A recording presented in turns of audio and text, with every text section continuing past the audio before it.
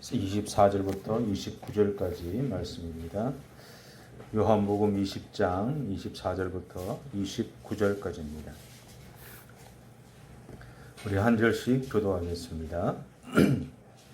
12제자 중에 하나로서 디두모라 불리는 도마는 예수께서 오셨을 때에 함께 있지 아니한지라. 도마가 이르되 내가 그의 손에 못자국을 보며 내 손가락에 그 못자국에 넣으며 내 손을 그 옆구리에 넣지 않고는 믿지 않으리라. 여덟을 지나서 제자들이 다시 집 안에 있을 때 도마도 함께 있고 문들이 닫혔는데 예수께서 오사 가운데 서서 이르시되 너희에게 평강이 있을지어다 하시고 도마에게 이르시되 내 손가락을 이리에 내어 내 손을 보고 내 손을 내밀어 내 옆구리에 넣으라. 그리하여 믿는 자가 되지 말고 믿는 자가 되라. 도마가 대답하여 이르되 나의 주님이시요 나의 하나님이시니이다. 실제 너는 나를 공고로 믿느냐 보지 못하고 믿는 자는 그들보다. 아멘. 오늘은 예수님의 12명의 제자들 중에서 한 사람이었던 도마에 대해서 말씀을 나누고자 합니다. 오늘 본문은 도마에 대해서 이렇게 정언합니다. 24절에 보시면 12제자 중에 하나로서 디두모라 불리는 도마는, 디두모라 불리는 도마. 도마라고만 이야기하면 되는데 굳이 앞에다가 디두모라는 말을 넣었어요. 아람어와 이 헬라어에서 이 디두모라는 말은요, 쌍둥이라는 의미를 가지고 있다고 합니다. 그러기에 도마를 향해서 디두모라고 불렀다는 것은 그가 쌍둥이의 하나다, 쌍둥이 중에 한 명이었다라는 것을 의미하죠. 그리고 동시에 쌍둥이였지만 도마의 정체성을 내주고자 하는 의도가 이 안에 포함되어 있습니다. 저희 처제가 쌍둥이를 낳았는데 딸이 둘인데 이란성이에요. 근데 틀려요. 그러니까 일란성이라도 성격이 다 틀리죠. 왜 그러냐면 각각의 성격을 자기만의 성격을 가지면서 자기의 정체성을 가지는 거예요. 쌍둥이들도. 그러니까 나는 이런 사람이야. 나는 이런 사람이야. 그러니까 성경에서 이 도마에 대해서 이야기하면서 디드모라고 이렇게 이름을 앞에 붙였던 이유는 이 사람이 쌍둥이 중에 한 명이지만 이 사람이 이런 성격을 갖고 있는 사람이야 라는 것들을 우리에게 알려주고자 하는 의미가 그 안에 있습니다. 쌍둥이라고 해서 다 예수 믿는 건 아니죠. 한 사람 예수 믿으면 또 다른 사람도 예수 믿는 건 아니에요. 그죠? 성경에는 이 도마의 고향이나 그가 예수님의 제자가 된 동기에 대해서는 밝히지 않습니다. 그래서 일반적으로 학자들은 그가 갈릴리 사람일 것으로 봅니다. 그리고 이 사람이 이제 인도에까지 복음을 전했다라고 그렇게 보고 있어요. 왜냐하면 인도에 아주 오래된 그리스도교 공동체가 하나 있습니다. 그 그리스도 공동체가 있는데 그 공동체 이름이 뭐냐면 마르도마라는 이름인데 이것은 도마님이라는 그런 의미를 가지고 있다고 그래요.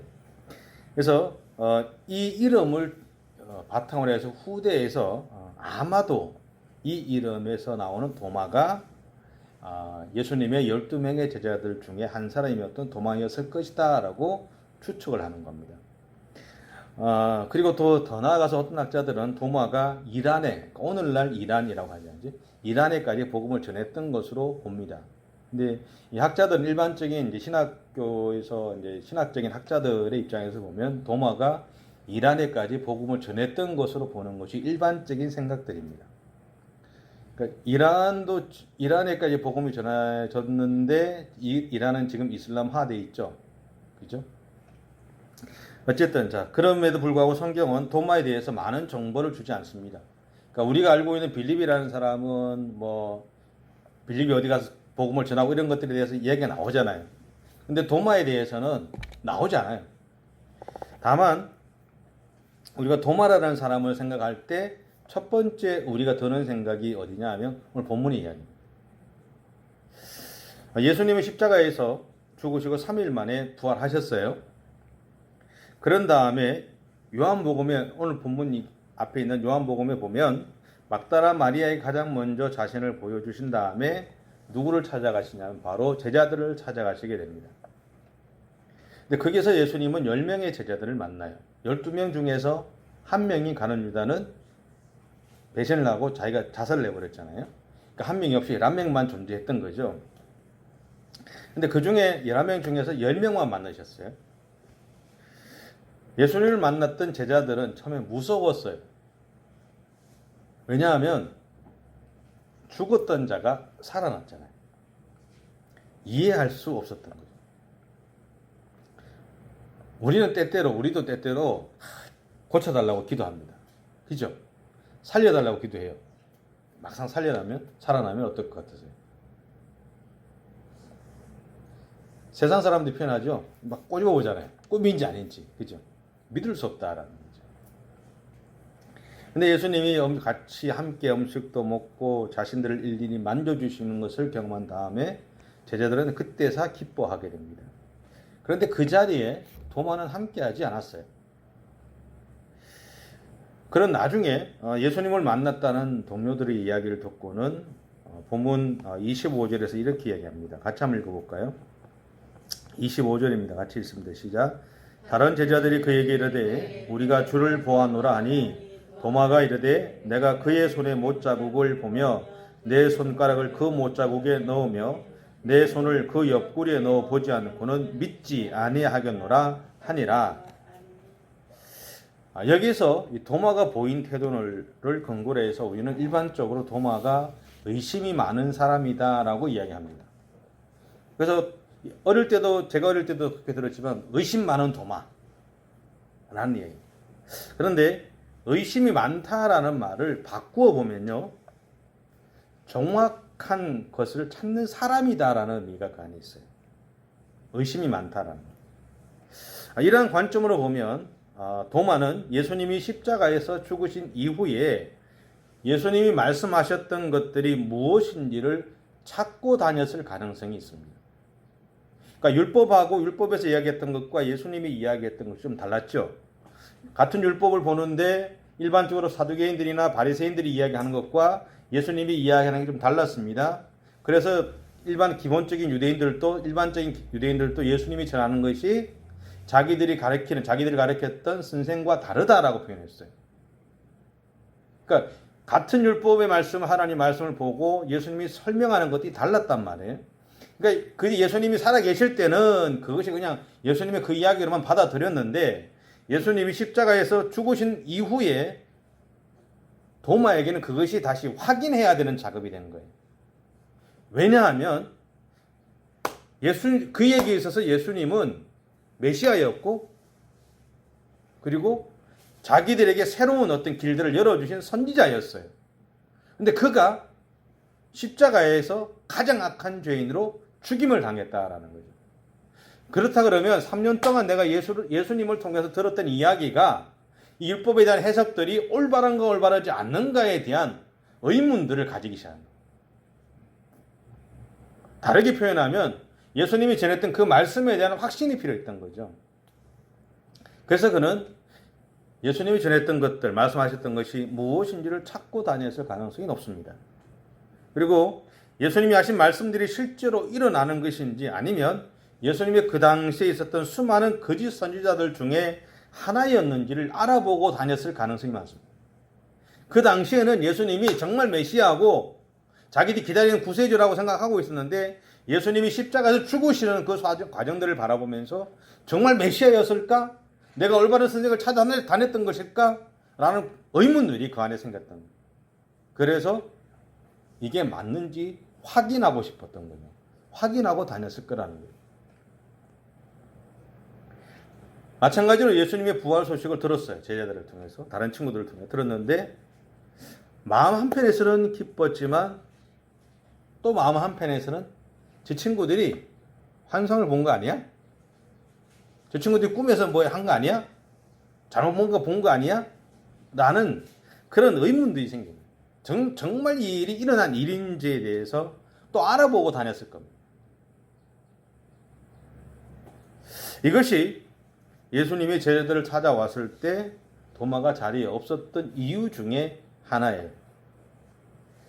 제가 오늘 도마에 대해서 이야기할 때 기존에 여러분이 말씀을 들었던 것과 좀 다르게 지금 접근을 합니다.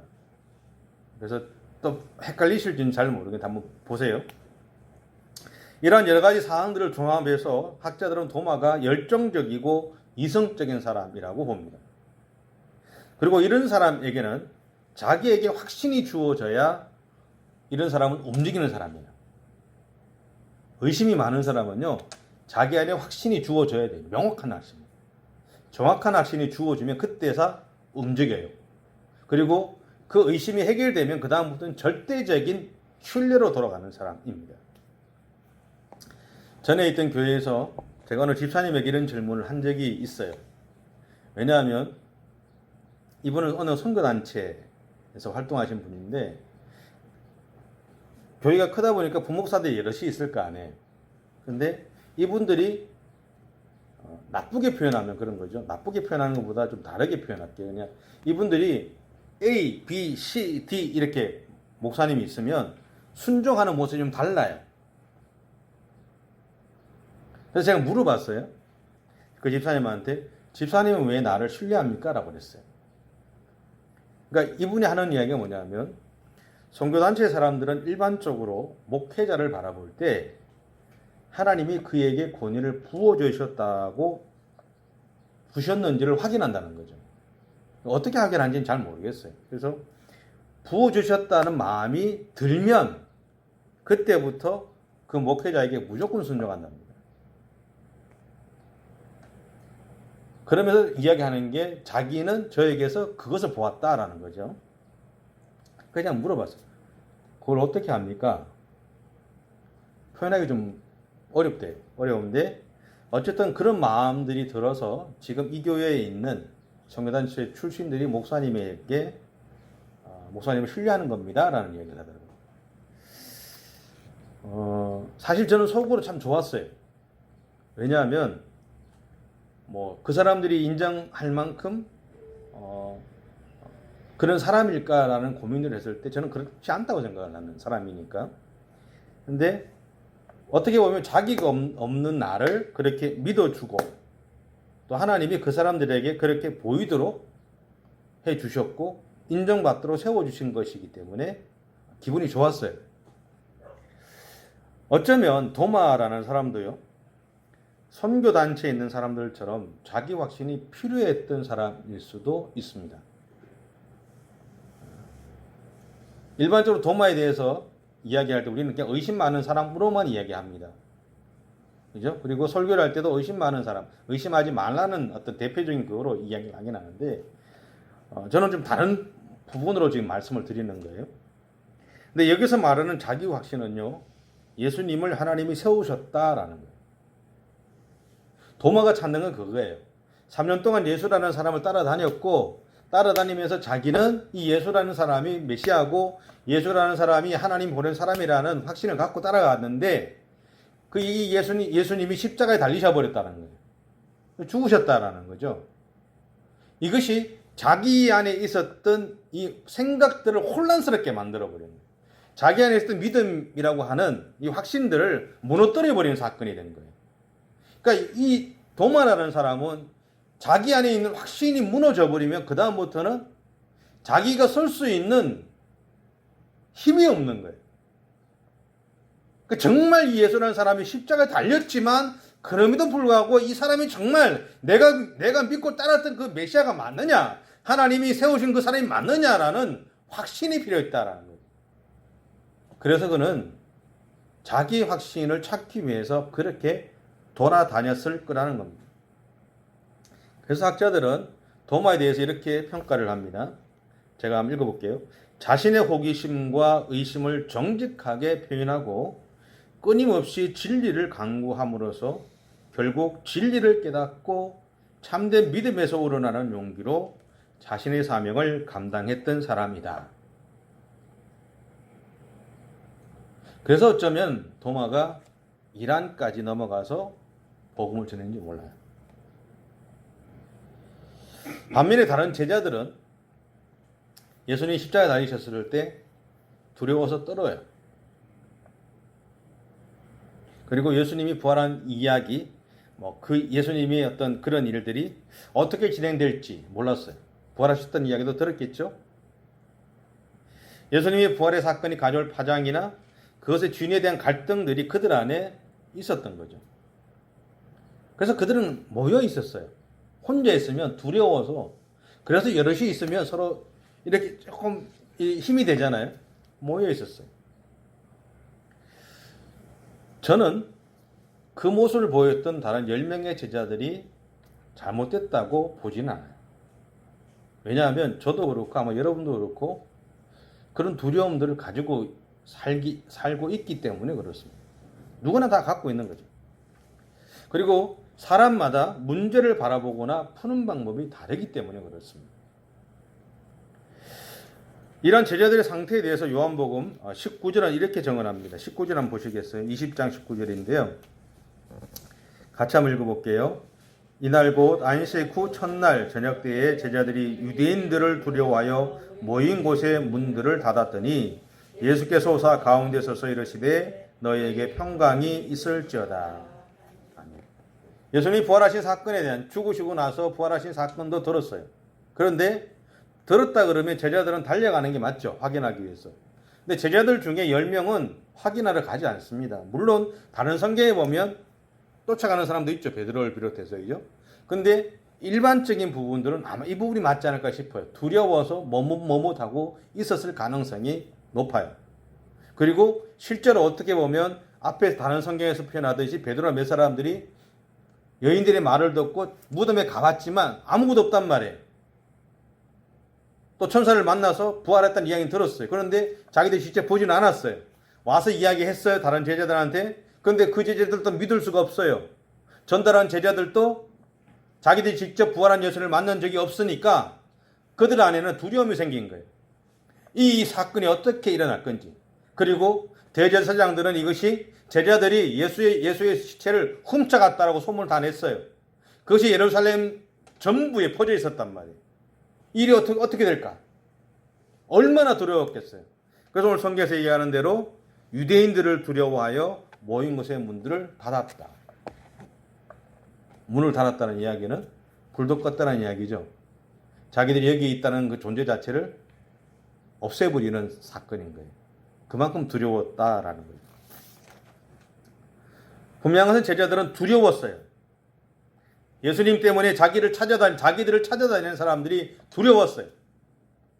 베드로 같은 경우는 어떻게 했어요? 예수님을 잡으러 오는 사람들 중에 말고의 귀를 쳐서 귀를 잘라버렸어요. 말고의 친척들이 베드로를 잡으려고 혈안이 되어 있겠죠. 두려웠어요. 그런데 도마는 달랐다. 도마는 달랐어요. 요한복음 11장 16절 한번 보시겠어요? 요한복음 11장 16절. 요한복음 11장 16절. 자, 같이 한번 읽겠습니다. 디드모라고도 하는 도마가 다른 제자들에게 말하되 우리도 주와 함께 죽으러 가자 하니라. 아멘. 여러분, 이 본문은 이 말씀은 도마의 성격을 명확하게 보여주는 거예요. 이 사건이 뭐예요? 마리아와 마르다의 오빠인 나사로가 죽기 전에 살려달라는 이야기를 듣고 연락을 받았는데 예수님이 더 머무셨죠. 왜 머무셨어요? 나사로가 죽을 때까지 머무신 거예요. 제자들은 예수님이 머무셨으니까 아직 시간이 있는 모양이다, 심각하지 않은 모양이다라고 생각했던 거예요. 그런데 며칠을 머무신 다음에 예수님이 하신 이야기가 나사로가 죽었다, 그를 만나러 가자 그러는 거예요.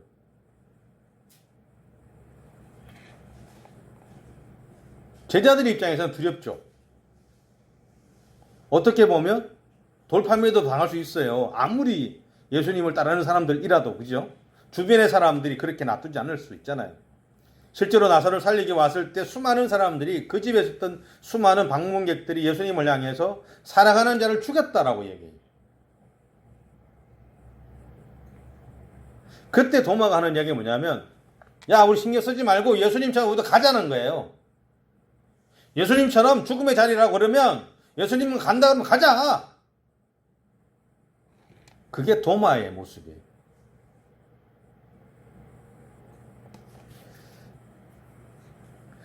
여러분, 도마는 적극적이고 열정적인 사람입니다. 하지만 그의 이러한 적극적인 행동의 이면에는 반드시 필요한 것이 있었어요. 그게 뭐냐면 자기 확신입니다.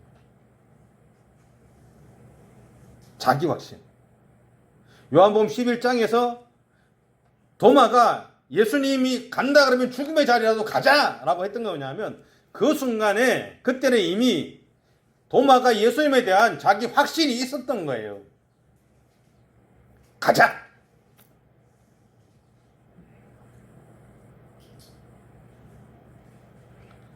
근데 예수님이 십자가에 달리시는 그 사건이 그 안에 있었던 자기 확신을 흔들어 버렸던 거죠. 그래서 도마는 자기가 없는 동안에 예수님이 그들을 찾아오셨다는 말을 들었지만 내가 보지 않고는 믿지 못하겠다라고 얘기합니다.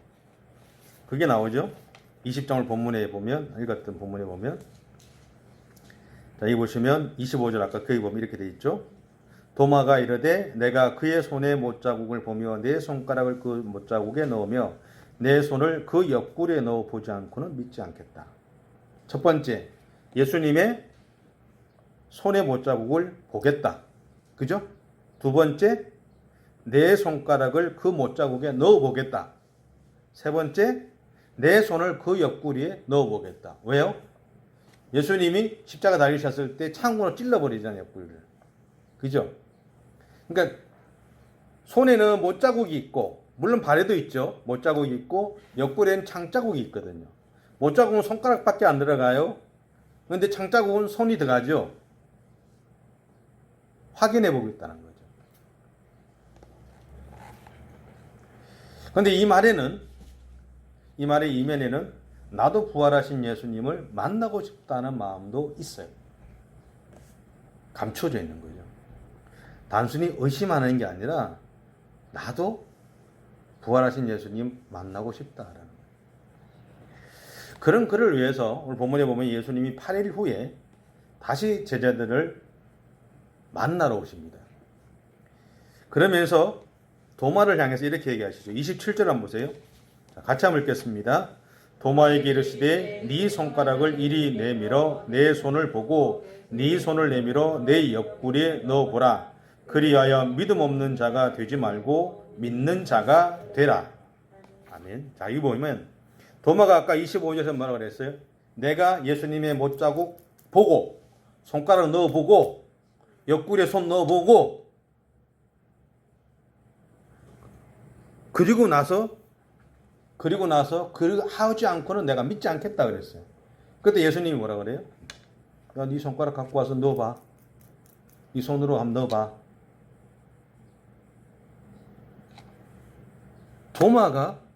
도마가 제기했던 의문에 대해서 예수님이 응답하신 거냐면 정확하게 그대로 응답하세요. 왜냐하면 도마는 자기가 직접 넣어보고 손을 넣어보고 나서 정말 예수 그리스도가 예수님이 십자가에 죽으신 것이 아니라 부활하셨던 메시아 구세주가 맞다는 자기 확신이 필요했던 거예요.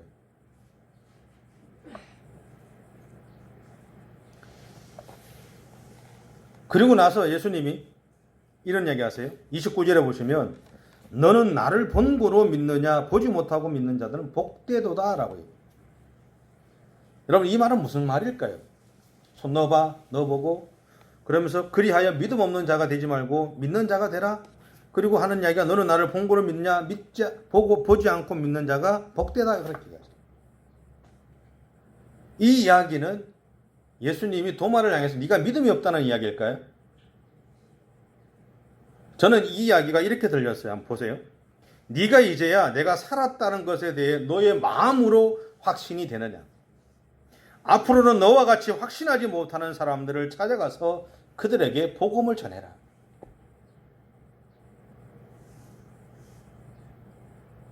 믿음 없는 것이 아니라 네가 믿음이 있다는 거예요. 근데 그 믿음의 확신을 주는 그 사건들을 행함으로 인해서 너처럼 흔들리는 믿음을 갖고 있는 사람, 아니 자기 확신이 필요한 그 사람들을 향해 찾아가서 그들에게 복음을 전하고 예수 그리스도가 그들의 진정한 구세주인 것을 전하고 살아라고 명령하고 있는 말이다라는 거죠. 여러분, 도마는 믿음이 없는 사람이 아닙니다. 그는 대단한 믿음을 가진 사람이죠. 다만 도마는 복음에 대해서 더 정확히 그리고 더 확신을 가지고 믿고 싶었던 사람입니다. 대충 믿으라 그러니 믿었다. 그것도 잘못된 믿음은 아니에요. 그죠? 믿음으로 받아들이면 되지. 맞아요. 옳아요. 근데 도마는 좀 다른 사람이었어요. 자기가 확신을 가져야 돼. 확인을 해봐야 되는 사람이었어요. 그리고 자기가 더 확신을 가지기 위해서 그것을 찾아다닐 용기를 가진 사람이었어요. 바꾸고 얘기할까요? 10명의 제자들은 예수님이 십자가에 달리시고 부활하셨다는 이야기를 들었을 때 숨었어요. 문도 잠궈버렸어요. 도마는 어디 갔을까요?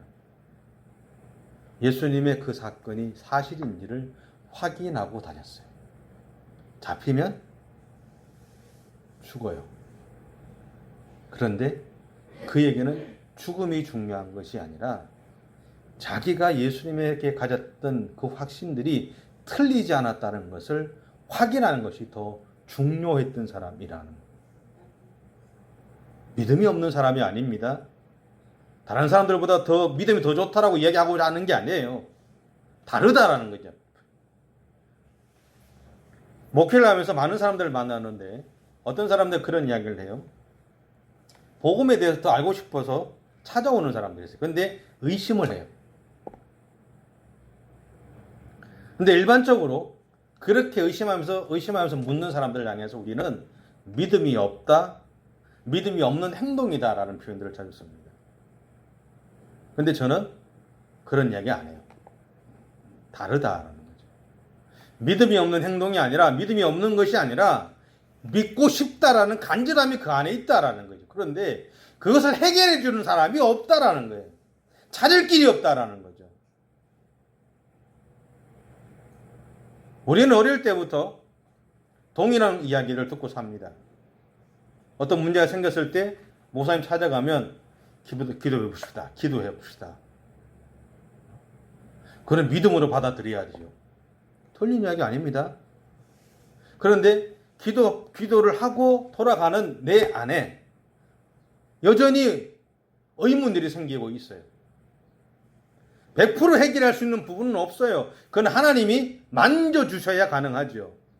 그런데 믿음에 대해서 의문을 가진다 그래서 그것이 믿음이 없는 행동도 아니고 잘못된 것도 아니란 말이에요. 이 사람은 이렇게 하는구나. 예수님의 12명의 제자가 있었지만 도마 같은 사람도 있는 거예요. 근데 그 사람이 믿음이 없다라는 게 아니다라는 거죠. 우리가 앞으로 만나야 될 사람들 중에는 그런 의문을 갖고 찾아오는 사람들이 있을 거다라는 거죠. 그리고 그들의 물음이 내가 생각한 수준보다 떨어질 수도 있습니다. 뭐 이런 걸 이 정도 수준을 가지고 묻고 와 이렇게 얘기하는 사람도 있어요.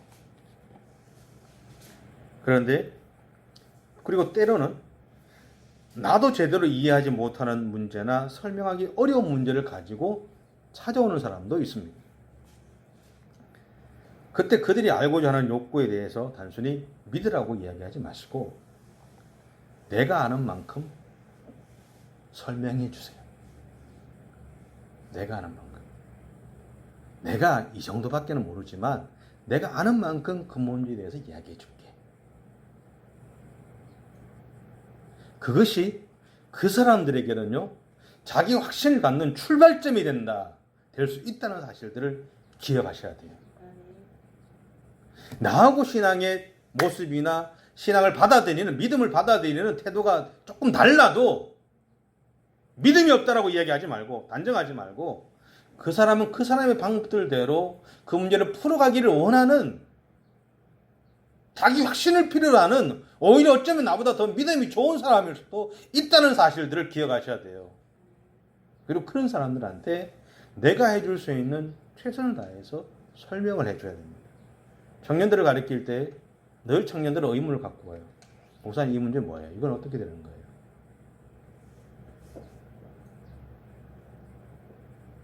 그러면 저도 중학교 고등학교 때 어릴 때 의문을 가졌던 것들 있잖아요. 지금도 의문 갖고 있는 거 있는데요. 내가 의문을 가졌던 그 문제를 가지고 이야기하면 나는 예전에 이런 문제, 동일한 문제 나는 이렇게 얘기했다. 내가 물어보고 나는 이렇게 얘기했다. 이해했다? 설명을 해줍니다. 잘못된 게 아니잖아요. 알고 싶은 거예요. 더 이해하고 싶은 거예요. 더 잘 믿고 싶은 거예요. 그 사람이 바로 오늘 본문에 나오는 도마입니다. 그리고 어쩌면 오늘 우리의 모습일 수도 있습니다. 그러기에 나하고 조금 달라도 품어주고 사랑해주고 올바른 하나님 앞에서 더 확신을 갖고 믿음의 길을 달려갈 수 있도록 도와주는 믿음의 길을 가는 그런 저와 여러분의 삶이 되시길 바랍니다. 기도하겠습니다.